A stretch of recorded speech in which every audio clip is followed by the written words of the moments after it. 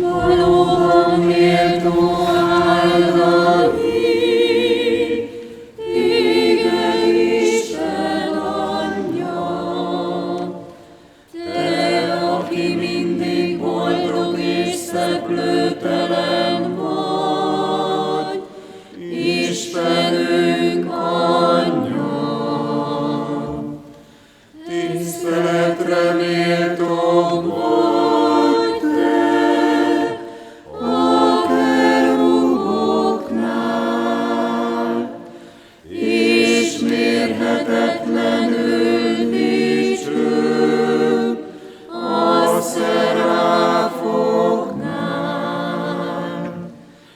Te tiszta szűz vagy, érintetlen maradtál,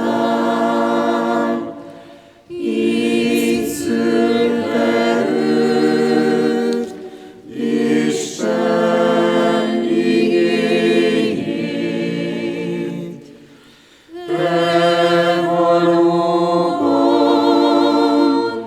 Isten Anyja vagy,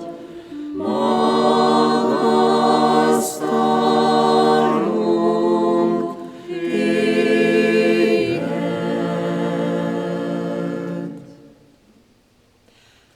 Valóban méltó áldani téged, Isten Anyja.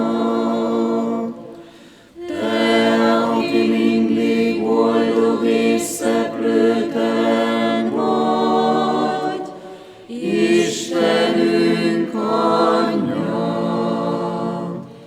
Tiszteletre méltók vagy te a keruboknál,